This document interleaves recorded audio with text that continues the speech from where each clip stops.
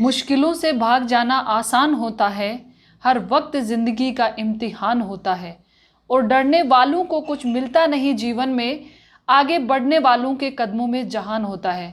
नमस्कार विद्यार्थियों, उम्मीद है आप सभी इस कोरोना काल में अपने घरों में सुरक्षित होंगे और अपनी पढ़ाई कर रहे होंगे। आज के इस वीडियो में हम जो हमारा नवीनतम सिलेबस है, नवीनतम पाठ्यक्रम एनसीईआरटी सिलेबस, सीबीएसई आरबीएसई के लिए बच्चों अब एक ही सिलेबस है। सीबीएसई और आरबीएसई दोनों में एनसीईआरटी पाठ्यक्रम ही रखा गया है।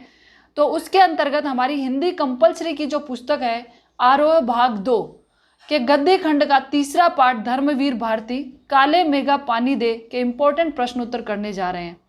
बच्चों, ये प्रश्न मैंने आपके लिए बनाए हैं, बहुत ही महत्वपूर्ण प्रश्न है जो आपसे एग्जाम में पूछे जाएंगे।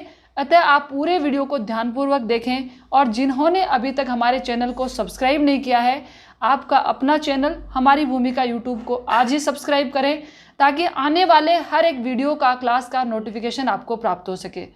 बहुत सारे बच्चों के मन में सवाल है कि मैडम हमारी ऑनलाइन क्लास कब शुरू होगी। बहुत जल्दी शुरू हो जाएगी बच्चों, क्योंकि मैंने ये देखा था कि 15 जुलाई से स्कूलें खुल जाएगी। सरकार का कैसा रवैया रहता है, लेकिन कुछ भी नहीं हुआ। बच्चों, गद्य खंड के चैप्टर की रिवीजन आप जो है रीडिंग आप कर सकते हैं, लेकिन फिर भी मैं चैप्टर आपको पढ़ा दूंगी। लेकिन ये प्रश्न बहुत महत्वपूर्ण है, अतः आप अपनी उत्तर पुस्तिका में ज़रूर लिखें। हमारा पहला प्रश्न है, चलिए तो प्रश्न शुरू करते हैं। पहला प्रश्न है, धर्मवीर भारती का जन्म कब तथा कहाँ हुआ? तो उत्तर क्या होगा बच्चों? सन 1926 इलाहाबाद उत्तर प्रदेश में। दूसरा प्रश्न है, धर्मवीर भारती को सर्वाधिक प्रसिद्धि किस उपन्यास से प्राप्त हुई? गुनाहों का देवता। तीसरा प्रश्न है, स्वतंत्रता के बाद गिरते जीवन मूल्य, अनास्था और विश्व युद्ध से उपजे डर की अभिव्यक्ति धर्मवीर भारती के किस उपन्यास में हुई है? तो उत्तर क्या होगा बच्चों? अंधा युग। और इसका प्रश्न ऐसे भी पूछा जा सकता है कि भारतेंदु धर्मवीर भारती द्वारा रचित गीति नाट्य का नाम बताइए। तो भी क्या आंसर होगा बच्चों? अंधा युग होगा। ठीक है। हमारा अगला प्रश्न है, धर्मवीर भारती ने किस साप्ताहिक पत्रिका का संपादन किया? तो उत्तर होगा धर्मयुग। अगला प्रश्न है बच्चों, इस प्रश्न को ऐसे भी पूछा जा सकता है कि धर्मयुग पत्रिका थी साप्ताहिक, पाक्षिक, मासिक? तो आपको क्या आंसर देना है? साप्ताहिक। काले मेघा पानी दे शीर्षक हिंदी साहित्य की किस विधा में लिखा गया है? तो क्या है बच्चों? संस्मरण। आपसे ऑप्शन दिए जा सकते हैं, कहानी, नाटक, निबंध, संस्मरण। तो आप क्या आंसर देंगे? संस्मरण। काले मेघा पानी दे संस्मरण का केंद्र बिंदु क्या है? तो आंसर होगा लोक प्रचलित विश्वास तथा वैज्ञानिक दृष्टिकोण का सुंदर समन्वय या द्वंद्व। धर्मवीर भारती के किस उपन्यास पर हिंदी फिल्म बन चुकी है? तो आंसर होगा सूरज का सातवां घोड़ा। ये तो हमारे जो बच्चों ऑब्जेक्टिव क्वेश्चन थे या फिर वन लाइन के क्वेश्चन थे, कैसे भी बन सकते हैं। अब हम लघुतरात्मक प्रश्न करने जा रहे हैं और निबंधात्मक प्रश्न जो आपसे 80 शब्दों में पूछे जाएंगे। बच्चों, ये प्रश्न बहुत ही महत्वपूर्ण, बहुत इंपॉर्टेंट है, इसलिए आप अपनी कॉपी में इन्हें कर ले। और कोई भी प्रॉब्लम हो तो आप मुझे कमेंट्स करके या फिर व्हाट्सएप पर अपनी जिज्ञासा का समाधान कर सकते हैं। हमारा जो व्हाट्सएप पर हमारी भूमिका यूट्यूब चैनल के लिए जो ग्रुप बना हुआ है, उसका लिंक इस वीडियो के डिस्क्रिप्शन बॉक्स में आपको मिल जाएगा, जहां से आप हमारे यूट्यूब चैनल और हमारे व्हाट्सएप ग्रुप को ज्वाइन कर सकते हैं। अगला प्रश्न हमारा जो है, काले मेघा पानी दे संस्मरण का प्रतिपाद्य लिखें। बच्चों, प्रतिपाद्य, संदेश, मूल भाव और उद्देश्य एक ही होता है। तो चारों चीजें आपसे पूछे। देखो, वीडियो आपके लिए देखना इसलिए जरूरी है कि एक प्रश्न के अंदर बहुत सारे प्रश्न समाहित होते हैं, बस पूछने का तरीका अलग अलग होता है। तो आपसे प्रतिपाद्य पूछे, उद्देश्य पूछे, मूल भाव पूछे, संदेश पूछे, तो आपको यही आंसर लिखना है। तो आंसर क्या है हमारा? धर्मवीर भारती द्वारा रचित संस्मरण काले मेघा पानी दे में लोक प्रचलित विश्वास और विज्ञान के द्वंद्व का सुंदर चित्रण हुआ है। विज्ञान तर्कशील और विश्वास सामर्थ्यवान होता है। एक और जीजी तथा गांव वालों द्वारा अनावृष्टि की समस्या को दूर करने के लिए पानी की कमी होने के बाद भी इंद्रसेना पर पानी फेंकना जन जन में व्याप्त विश्वास को दर्शाता है। वहीं दूसरी ओर लेखक का किशोर मन वैज्ञानिक दृष्टिकोण से परिपूर्ण होने के कारण इसे पानी की बर्बादी मानता है।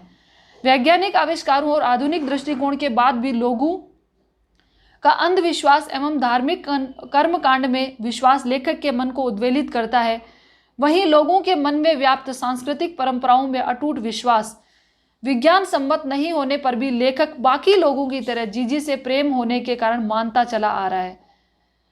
अतः समाज की प्रगति में बाधा डालने वाले अंधविश्वासों को जड़ से समाप्त कर विज्ञान तथा लोक प्रचलित विश्वास के सामंजस्य को बनाए रखना चाहिए। ये था प्रतिपाद्य। अगला प्रश्न है, काले मेघा पानी दे संस्मरण में लोक प्रचलित विश्वास एवं विज्ञान के द्वंद्व का सुंदर चित्रण है। इस कथन की सोदाहरण विवेचना करें। वेरी वेरी मोस्ट इंपॉर्टेंट प्रश्न है और यूं समझ लीजिए कि इस पूरे चैप्टर की जान है ये प्रश्न, पूरे चैप्टर का सारांश है ये प्रश्न। धर्मवीर भारती द्वारा रचित संस्मरण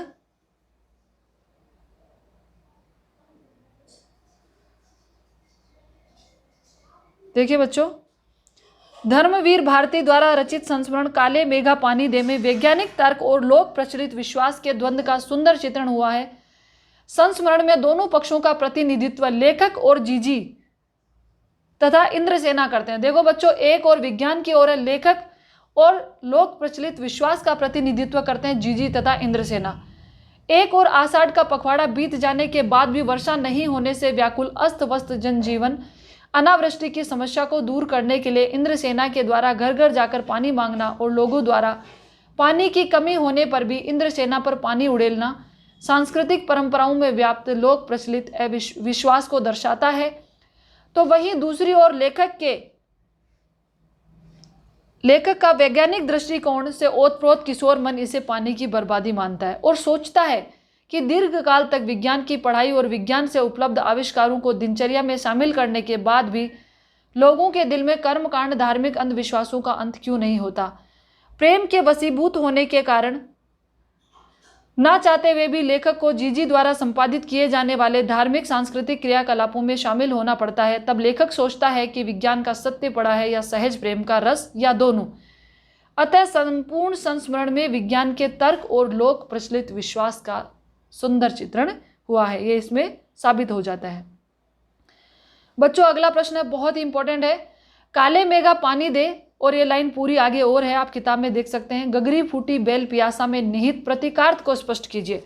बच्चों ध्यान से समझ लेना, इसलिए मैं कहती हूं कि वीडियो को जरूर देखें।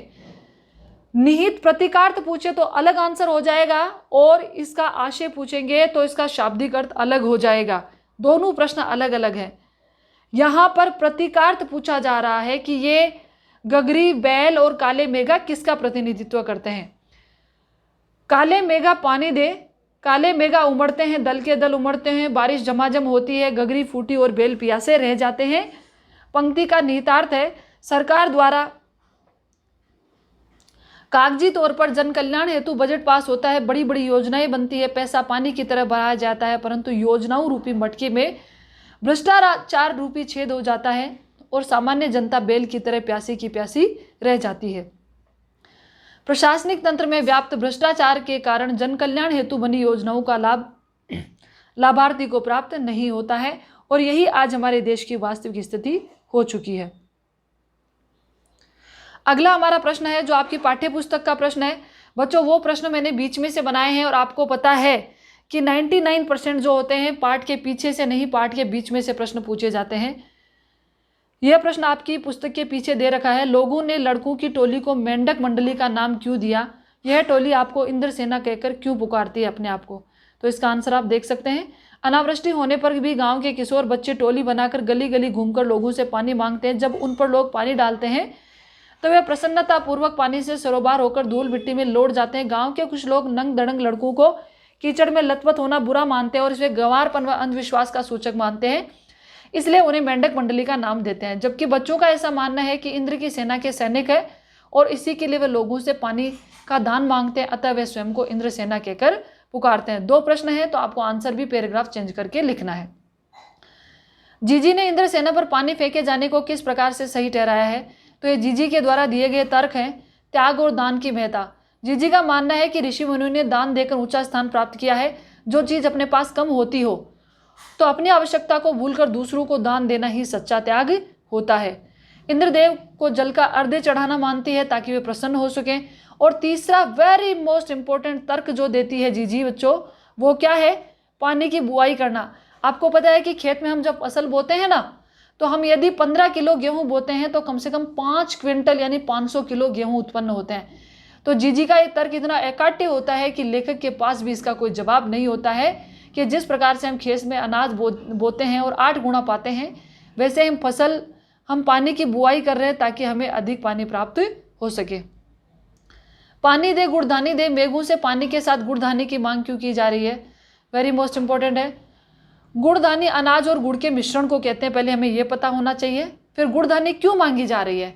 क्योंकि गुड़धानी, देखो बच्चों, आपको इस क्वेश्चन का आंसर ऐसे लिखना है, गुड़धानी अनाज और गुड़ के मिश्रण को कहते हैं तथा गुड़धानी प्रसन्नता और खुशहाली का प्रतीक होती है। फिर से सुन लो, गुड़धानी प्रसन्नता, खुशहाली और आनंद का प्रतीक होती है। अतः गुड़धानी से तात्पर्य अच्छी फसल से है। हमारी अर्थव्यवस्था कृषि पर आधारित है, इस कारण जब अच्छी वर्षा होगी तभी फसल अच्छी होगी। अगला प्रश्न देखो, मैंने कहा था ना, गगरी फूटी बैल प्यासा, इस खेल गीत में बैलों के प्यासा रहने की बात क्यों मुखरित हुई है? बच्चों, ये शाब्दिक अर्थ है और मैंने जो बताया था वो प्रतीकार्थ है। वो प्रश्न ज्यादा इंपॉर्टेंट है। यदि सेम प्रश्न है लेकिन पूछने का तरीका अलग है, इसलिए मैं कहती हूं कि ध्यानपूर्वक देखा करें। इसका आंसर ये होगा, उसका आंसर जो मैंने बताया वह है। चलिए आगे देखते हैं। इंद्रसेना सबसे पहले गंगा मैया की जय क्यों बोलती है? नदियों का भारतीय सामाजिक सांस्कृतिक परिवेश में क्या महत्व है? तो भारतीय समाज संस्कृति में गंगा सबसे पूजनीय और नदी जल का आदिम स्रोत है। इस प्रश्न को भी आप देख सकते हैं बच्चों, स्क्रीनशॉट लेकर आप अपना काम कर सकते हैं। लेकिन जो सबसे ज़्यादा इंपॉर्टेंट प्रश्न थे, देखो बच्चों, पढ़ने सभी होते हैं लेकिन जो सबसे इंपॉर्टेंट प्रश्न थे वो मैं आपको बता चुकी हूँ। अगला प्रश्न है, रिश्तों में हमारी भावना शक्ति का बढ़ जाना विश्वासों के जंगल में सत्य की राह खोजते हमारी बुद्धि की शक्ति को कमजोर करती है। देखो, अब इस प्रकार से पंक्ति एग्जाम में आ जाएगी और आपने पाठ नहीं पढ़ा है ना बच्चों, तो आप प्रश्न का उत्तर नहीं कर पाएंगे। पाठ में जीजी के प्रति लेखक की भावना के संदर्भ में इस कथन के औचित्य की समीक्षा कीजिए। लेखक की जीजी लेखक से अनगिनत ऐसे धार्मिक कार्य करवाती है जिसे वह स्वयं अंधविश्वास मानता था, परंतु जीजी के प्रति अगाध प्रेम होने के कारण वह उन कार्यों को बिना किसी तर्क के पूरा कर देता है। यहाँ तक कि इंद्रसेना पर पानी न फेंकने वाले उसके अपने तर्क जीजी के तर्कों के आगे हार जाते हैं। अभी बताया था ना कि फसल वाला उदाहरण जीजी देती है तो लेखक के पास कोई आंसर नहीं होता है, उसका जीजी से भावनात्मक लगाव होता है। अतः ना चाहते हुए भी आदर, सम्मान और प्रेम की भावना के कारण विवश होकर उसे जीजी की बात माननी पड़ती है। अतः हम कह सकते हैं कि रिश्तों में हमारी भावना शक्ति का बट जाना विश्वासों के जंगल में सत्य राह खोजते हमारी बुद्धि को कमजोर करता है। तो यहाँ पर विज्ञान का तर्क यानी हमारी बुद्धि सम्मान, आस्था और प्रेम के आगे हार जाती है। और कितनी बार हम लोग भी अंधविश्वास मानते हैं लेकिन वो काम हमें अपनों के प्रेम के कारण करने पड़ते हैं। यस और नो बच्चों, करने पड़ते हैं कि नहीं? यह जो प्रश्न बच्चों मौलिक प्रश्न है और आजकल एग्जाम में मौलिक प्रश्न पूछे जाने लगे हैं। क्या इंद्रसेना आज के युवा वर्ग का प्रेरणा स्रोत हो सकती है? क्या आपके स्मृति कोश में ऐसा अनुभव है जब युवाओं ने संगठित होकर समाज उपयोगी रचनात्मक कार्य किए हो? तो बच्चों, वो पानी की बर्बादी कर रहे थे लेकिन इंद्रसेना जैसे युवा वर्ग हमारे लिए प्रेरणा स्रोत हो सकते हैं, क्योंकि यदि किसी सामाजिक या राष्ट्रीय समस्या को सुलझाना हो तो सामूहिक प्रयास आवश्यक होता है। जैसा प्रयास इंद्रसेना करती है वह गांव वालों की आलोचना का शिकार होती है लेकिन फिर भी अपना साहस नहीं छोड़ते। माना कि हमारे दृष्टिकोण से उनका ये कार्य गलत था बच्चों, हम नहीं कहते हैं कि ये प्रयास करना चाहिए, लेकिन सामूहिक प्रयास कैसे सफल होता है वो देखिए। तो आपको एग्जाम्पल देने हैं, आप दे सकते हैं कि जैसे चिपको आंदोलन में खेजड़ने में अमृता देवी बिश्नोई के सानिध्य में कितने लोगों ने, आपने पिछली साल 12th क्लास के बच्चों ने पढ़ा था, जोधपुर में पेड़ों से चिपक कर अपने प्राणों को न्यौछावर कर दिया था पेड़ों को बचाने के लिए। जैसे सुभाष चंद्र बोस, भगत सिंह, गांधी, नेहरू, लालपाल बाल जैसे युवाओं ने सामूहिक प्रयास करके क्या किया था, देश को आज़ाद कराया था। तो हाँ, हम कह सकते हैं कि इंद्रसेना का सामूहिक प्रयास युवा वर्ग के लिए प्रेरणा स्रोत हो सकता है। तो बच्चों, इसी के साथ हमारे जो इम्पोर्टेंट प्रश्न है वो समाप्त हो जाते हैं। फिर मिलते हैं हम अगले चैप्टर में एक अगले वीडियो के साथ ऐसे ही महत्वपूर्ण प्रश्नों के साथ। और हमारे जो बच्चे ऑनलाइन ग्रुप से जुड़े हुए हैं वे अपने धैर्य और पेशेंस को बनाए रखें। आप बिल्कुल टेंशन मत लीजिए, आपको पूरा सिलेबस करवाना मेरी जिम्मेदारी है। मैं आपको जो इम्पोर्टेंट वीडियो सेंड कर रही हूँ ना बच्चों, वो आप अपनी कॉपी में ज़रूर कर ले, ये आपके लिए बहुत महत्वपूर्ण है। और आपके कोई भी कमेंट्स हो, कोई भी विचार हो तो आप मुझे जो कमेंट्स बॉक्स में लिख दें या फिर मुझे व्हाट्सएप पर मैसेज कर दें। फिर मिलते हैं। Thank you so much.